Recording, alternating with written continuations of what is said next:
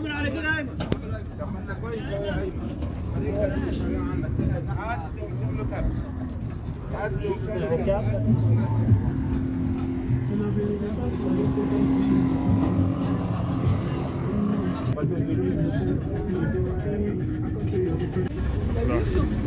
C'est du plomb.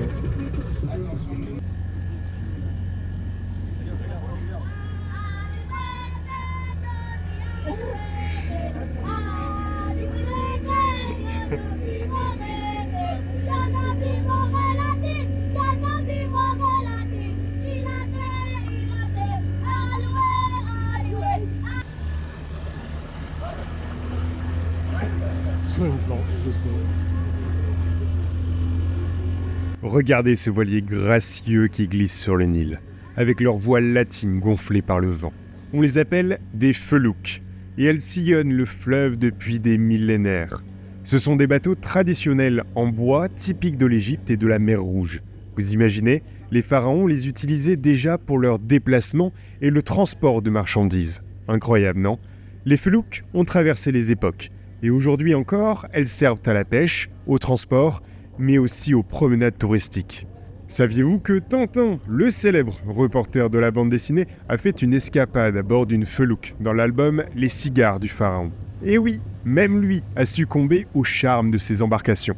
Alors laissez-vous tenter par une balade sur le Nil en felouk, le silence du fleuve, le clapotis de l'eau, le soleil couchant sur les palmiers, enfin pas encore, une expérience inoubliable, hors du temps.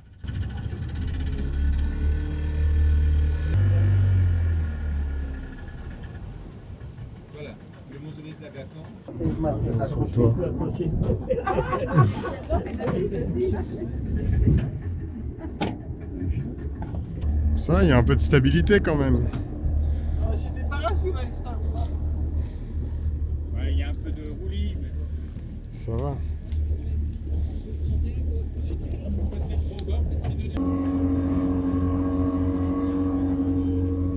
On est vraiment proche des rochers.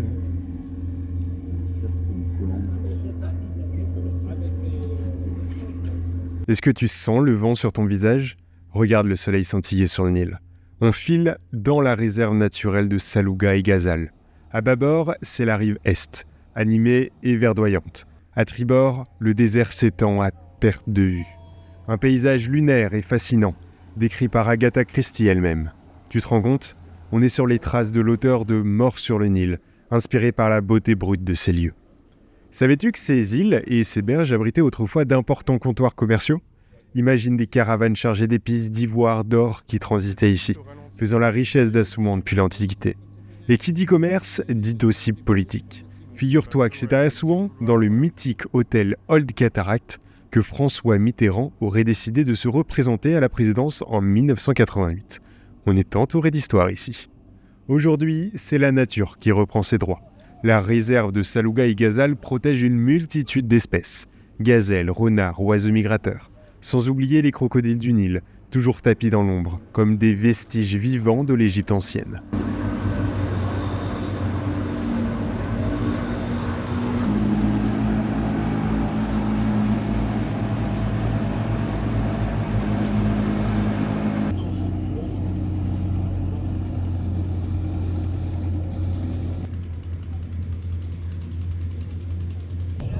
c'est pour se mettre là, sauf que on va débarquer plus loin. Les arbres et dans Bah oui, autant aller dans la nature. Hein. Parce que là, bon. Mais il y a des gens qui se baignent. C'est ce qu'ils nous disent, Ah, ça passait pas. Ça passait pas. Ah oui, oui, il y a une place ici. Il se met là, ouais. Ils sont bons. Hein. Je glisse. Et voilà.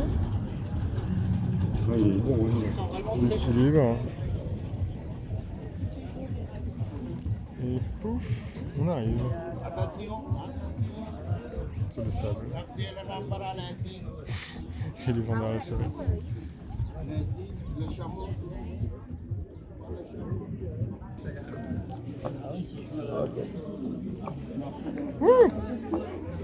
Allez hop, en plein désert. C'est parti pour l'exploration. Laisse derrière toi le Nil, les felouks et les temples. On s'aventure dans un territoire mythique à l'ouest d'Assouan, le Sahara. Imagine un océan de sable, à perte de vue, des dunes sculptées par le vent, un silence absolu, brisé seulement par le souffle du désert. Le Sahara, c'est bien plus que du sable. C'est un écosystème fascinant, avec ses oasis, ses montagnes, ses gueltas. Ces points d'eau, souvent nichés au creux des rochers, abritent une faune et une flore surprenantes. On y trouve des paysages et des climats variés, des déserts de sable comme le Grand Kherg oriental, des montagnes comme le Hogar et des Tassili, et des plateaux rocailleux appelés Hamada. Salam alaikum.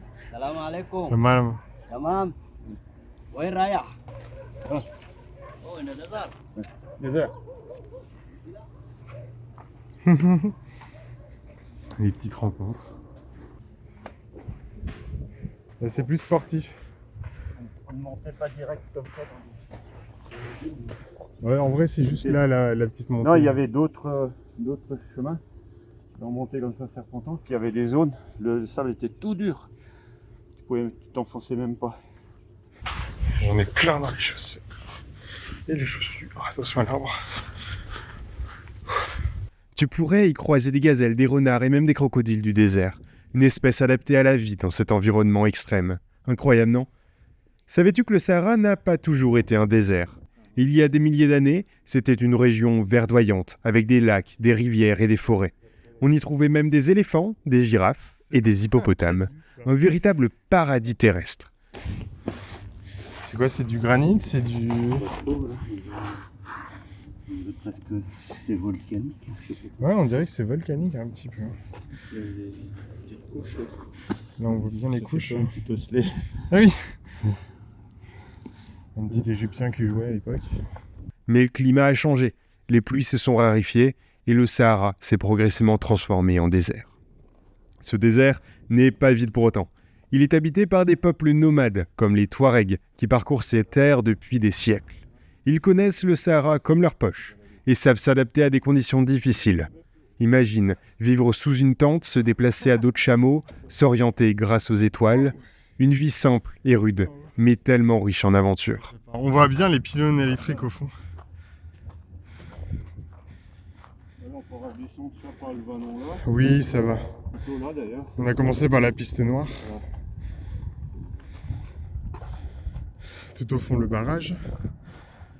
L'ancien barrage. Avec les maisons qu'on va visiter juste après. Avant l'arabisation de l'Afrique du Nord, le mot Taniri, Ténéré, qui signifie grande plaine étendue, sans montagne ni dunes, désert plat en Touareg, désignait la région la plus aride de ce désert.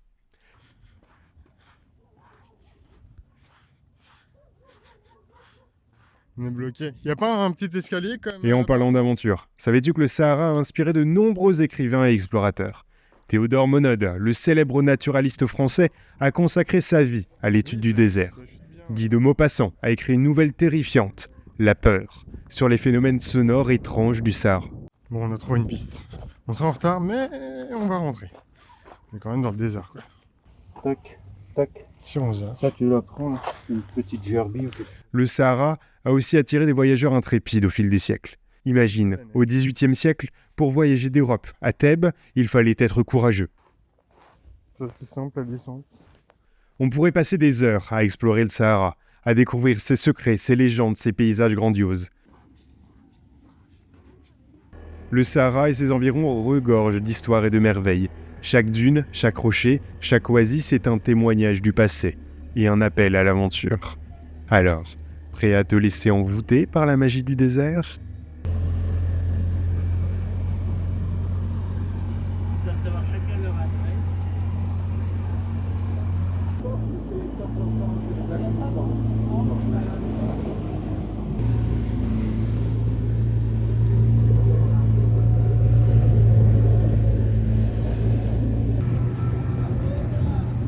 Il y a le chien, regarde, dedans dans l'eau là.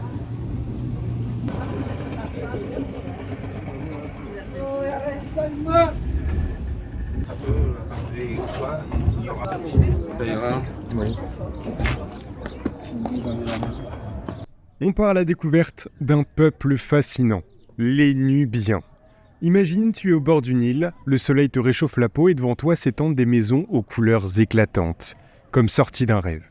Bienvenue au cœur d'un village nubien, une oasis de culture et d'histoire millénaire. Oublie les pyramides et les pharaons pour un instant, ici c'est un autre monde qui s'offre à toi. Les Nubiens, ce sont les descendants des premiers habitants de la vallée du Nil. Ils étaient là bien avant l'Égypte antique, et oui. Et figure-toi qu'ils ont même dirigé l'Égypte pendant une période, avec la 25e dynastie. Ils ont leur propre langue, une culture riche et vibrante, et une relation très particulière avec le Nil, ce fleuve qui les a vus naître et grandir. Tiens, en parlant du Nil, savais-tu que les Nubiens ont une longue histoire avec les crocodiles ? On pourrait même dire que c'est une relation d'amour-haine. D'un côté, ils se respectaient, ils les craignaient même, les considérant comme des créatures sacrées. Certains croyaient qu'ils étaient les gardiens du Nil, des esprits puissants qu'il fallait apaiser. D'ailleurs, on retrouve des représentations des crocodiles dans leur art, leurs bijoux et leurs tatouages. Mais d'un autre côté, les crocodiles représentaient aussi un danger réel pour les Nubiens. Imagine vivre au bord d'un fleuve peuplé de ces reptiles gigantesques, capables de te gober en un clin d'œil. Il fallait apprendre à cohabiter avec eux, à se protéger, à développer des stratégies de pêche et de navigation pour éviter les mauvaises rencontres. Pour eux, c'est ça, c'est l'équilibre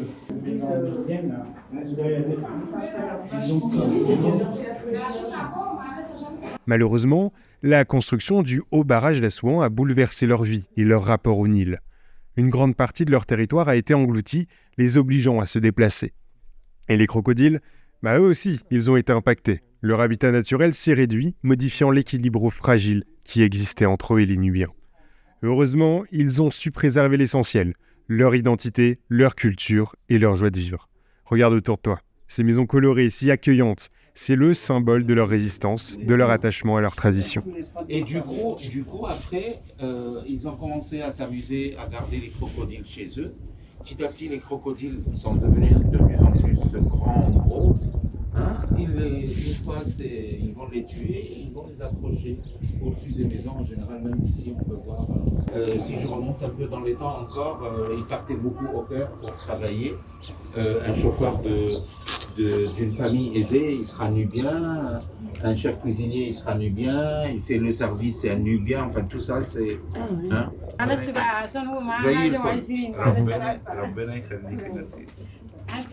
تعيشي ربنا يخليك اشكرك ميرسي خالص. Il a peur. Avec le croco ici. Le croco ici. T'as pas ça dans tes cours de cuisine? Un bon thé comme ça. Dans tes cours de cuisine, t'as pas ça? Ah non, on n'a pas fait le thé. Nous, quand on était en Irak, on n'a jamais été malade. Non, jamais. Pourtant, on mangeait du local. Je vais vous dire un truc. Un vrai crocodile. C'est des œufs qui pourraient être là? J'ai pas vu. Je veux toucher ça, moi. Je veux me rendre compte de ça. Ne touche pas. Agnès, je prends Antoine en photo. Vas-y. Eh ben, c'est tout froid dessous. Il sort de l'eau, donc c'est pour ça. C'est long. Alors, moi, je dirais les serpents, bah là, ça me fait rien du tout. Tu te dis que c'est un Voilà, choc. tranquillement. Oh non. Non, moi, j'ai pas touché. C'est donc... Attends, faut qu'il dans la tête. Attends, je vais faire tourner la tête. Comme si tu le prenais. Il est tout calme. On va le Le petit redonner à pépère. Michel, tiens, reprends-le. Ah oui, Michel, quand même. Merci.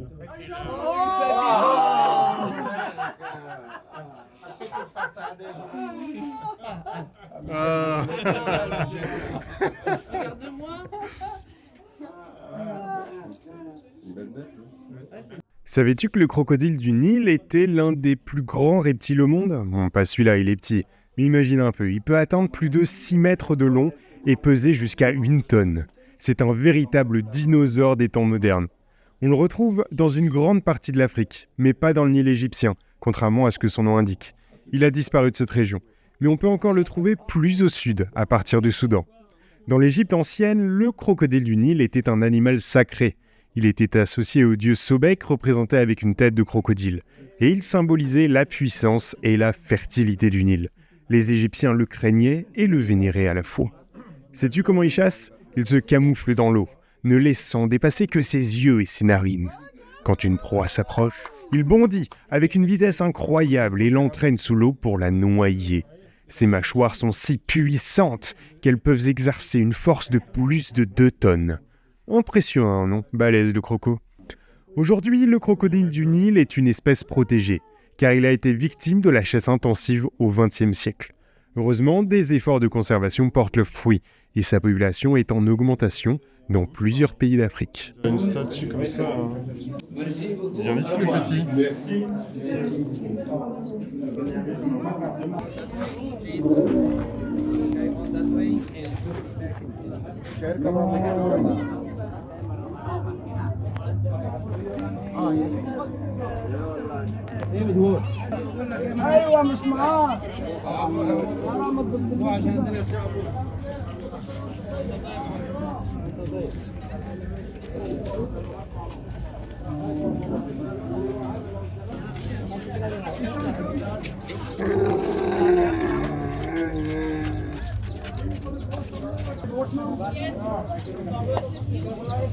Oh.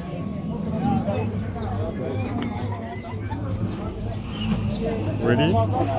Allez, on prend le bateau. En plus, soleil couchant, donc on va être sur le toit, ça sera vraiment beau.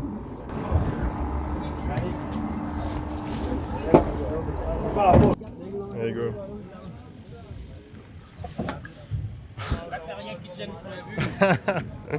Là, c'est vraiment le fauteuil du roi. Là, c'est royal.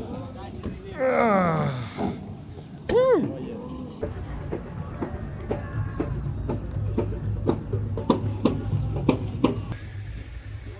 Navigation marche arrière.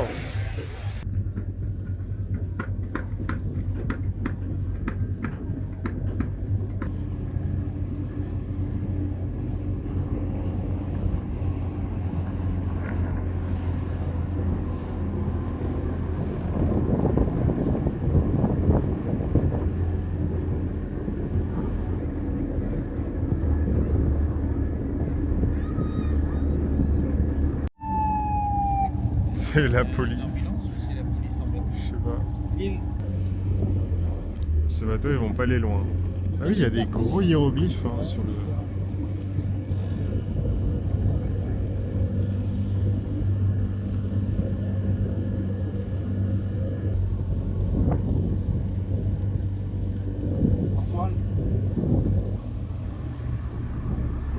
Pour le coup, lui, il est bien restauré.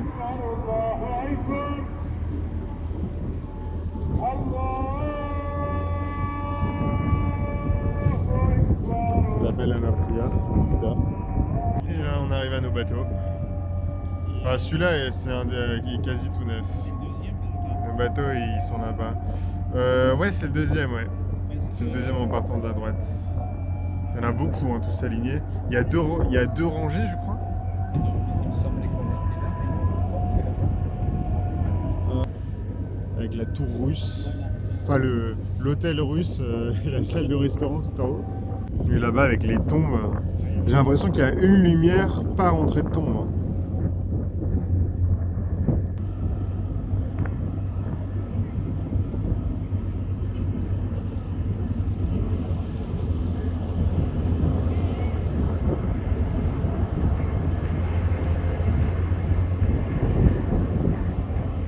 Ça, c'est notre bateau. Le Kon-Tiki. Au final, il ressemble à ça. Enfin, la photo. Salut.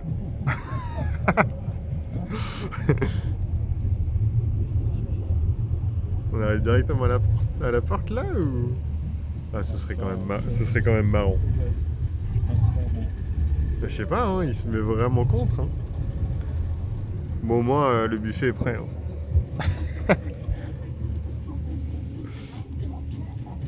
Si, regarde. Si. Ah si, il va nous faire Si, directement dans le bateau. Incroyable. Ça ira. Merci. Là dans le bateau. Tu l'as filmé? Bien sûr. Oh. Mais on n'est pas des chanteurs. Les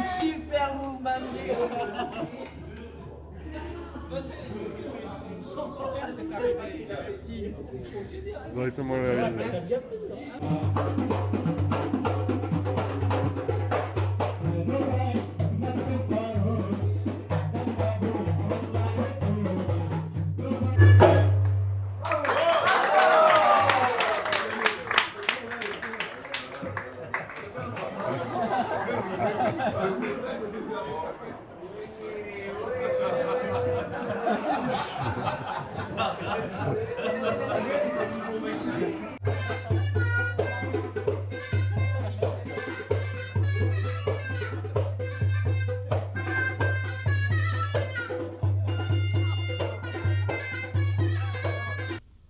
Et bonjour à tous, il est actuellement 3h30 du matin, on est parti pour Abou Simbel. Allez go.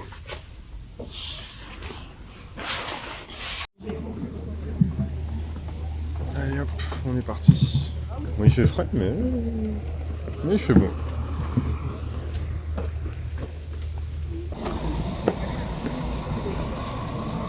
C'est mon pote, Adjan le réveil aussi.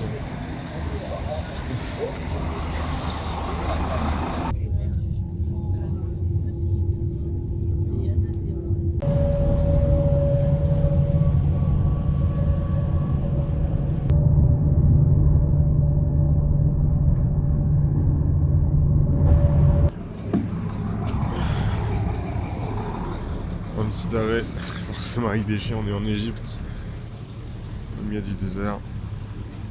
On n'a pas grand monde. Hein.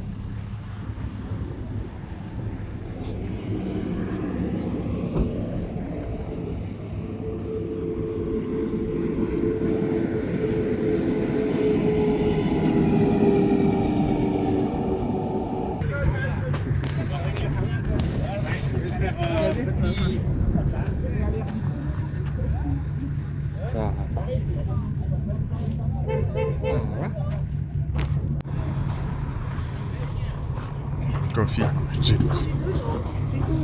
C'est bon.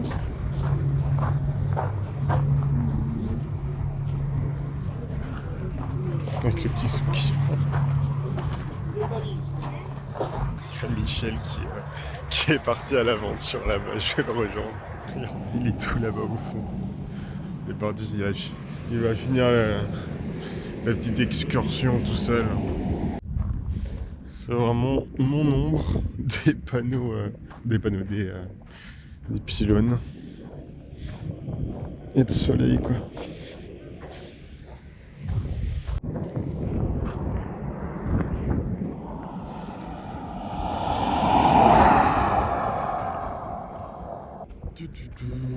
La route est vraiment toute neuve, mais par contre ça secoue hein, dans le minibus là qu'on a là-bas. Ça casse le dos un peu. Mais...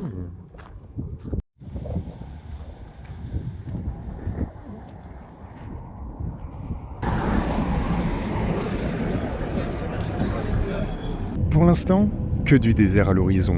Mais bientôt, de la verdure. C'est grâce au canal Cheikh Zayed, une véritable artère artificielle qui pompe l'eau du lac Nasser pour irriguer des milliers d'hectares de terres désertiques. Un projet titanesque lancé en 1997 par Hosni Moubarak qui rêvait de transformer ce désert en un jardin verdoyant, une nouvelle vallée pour nourrir une population en pleine croissance. Mais attention, transformer le désert en oasis n'est pas une mince affaire. Le projet a connu son lot de difficultés, de retards et de critiques. La salinité des sols, le manque d'infrastructures, la gestion de l'eau, tout cela pose des défis énormes. Aujourd'hui, la Nouvelle-Vallée est encore loin d'être un paradis terrestre. Seules quelques parcelles sont cultivées, quelques villes fantômes se dressent au milieu du désert. Mais le rêve est toujours là. L'espoir de voir un jour ce désert fleurir, de créer une nouvelle civilisation au cœur de l'immensité aride. Alors, sceptique ou optimiste, seul l'avenir nous dira si ce projet fou deviendra réalité. En attendant, la Nouvelle-Vallée reste un lieu fascinant, un symbole de l'ambition humaine et un défi lancé à la nature. Comme d'hab, les C'est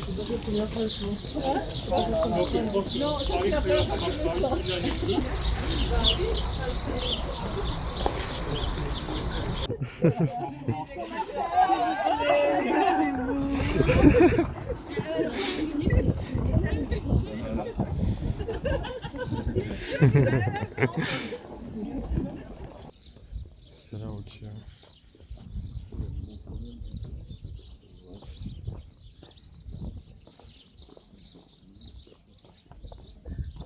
Et nous voici à Abou Simbel, devant ces deux temples majestueux.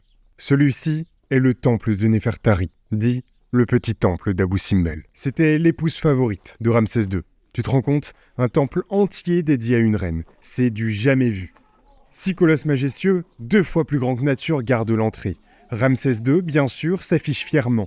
Mais regarde bien à ses côtés. Néfertari, sa bien-aimée, défiée en Hathor, la déesse de l'amour et de la beauté. C'est une déclaration d'amour gravée dans la pierre pour l'éternité. On imagine le pouvoir et l'influence de cette femme. Pénétrons maintenant à l'intérieur. L'atmosphère est magique. Les murs sont recouverts de fresques colorées qui racontent la vie de Néfertari et ses rituels sacrés. Imagine, les couleurs étaient encore plus éclatantes à l'époque. Un vrai festival pour les yeux. On y voit Néfertari accompagnant Ramsès II dans ses campagnes militaires, participant à des cérémonies religieuses, faisant des offrandes aux dieux. On comprend vite que Néfertari n'était pas juste une jolie figure, mais une femme intelligente et impliquée dans la vie politique et religieuse de l'Empire. Néfertari, qui était-ce vraiment? On a quelques indices grâce aux sources. Elle était d'une grande beauté, bien sûr, mais elle était aussi cultivée et jouait un rôle important aux côtés de Ramsès II. D'ailleurs, tu remarqueras que les statues de Néfertari sont de la même taille que celles de Ramsès II, ce qui est très rare. C'est une marque de respect et d'amour incroyable de la part du pharaon. Malheureusement, on ne sait pas grand-chose de ses origines. On pense qu'elle pourrait être issue d'une famille noble d'Akhmim, une ville importante du sud de l'Égypte, mais le mystère reste entier. Passons maintenant au second temple, le grand temple d'Abou Simbel. 4 statues monumentales de Ramsès II, plus de 20 mètres de haut, te fixent du regard. On est tout de suite impressionné par leur taille et leur majesté. Ces statues, taillées directement dans la roche, sont là pour affirmer la puissance du pharaon et son lien avec la divinité. En parlant de Ramsès II, qui était ce pharaon qui a laissé derrière lui autant de monuments grandioses? Ramsès II, surnommé le Grand, a régné sur l'Égypte pendant plus de 60 ans, une période de prospérité et de stabilité. On le considère comme l'un des pharaons les plus puissants et les plus influents de l'histoire égyptienne. C'était un grand bâtisseur, un guerrier redoutable et un roi qui aimait se mettre en scène. Il a mené de nombreuses campagnes militaires, notamment contre les Hittites, un peuple puissant qui menaçait les frontières de l'Égypte. La bataille de Kadesh, l'une des plus célèbres de l'Antiquité, a d'ailleurs opposé Ramsès II aux Hittites. On peut d'ailleurs voir des scènes de cette bataille gravées sur les murs du temple. Ramsès II était aussi un grand diplomate. Il a signé un traité de paix avec les Hittites, le premier traité de paix connu de l'histoire. Un événement majeur qui a marqué la fin des hostilités entre les deux empires. Mais revenons à notre grand temple. En pénétrant à l'intérieur, on découvre un univers fascinant, des salles immenses décorées de fresques colorées. Savais-tu que ces colosses gardaient un secret ? 2 fois par an, à des dates précises, les rayons du soleil pénétraient jusqu'au sanctuaire, à l'intérieur du temple, pour éclairer les statues de Ramsès II, d'Amon et de Ré. Une prouesse architecturale qui témoigne de la connaissance astronomique des Égyptiens et de leur volonté à créer un lien direct entre le pharaon et les dieux. Mais ce qui est encore plus incroyable, c'est que ce temple, on a failli le perdre à jamais. Imagine, la construction du barrage d'Assouan dans les années 1960 menacée de l'engloutir sous les eaux.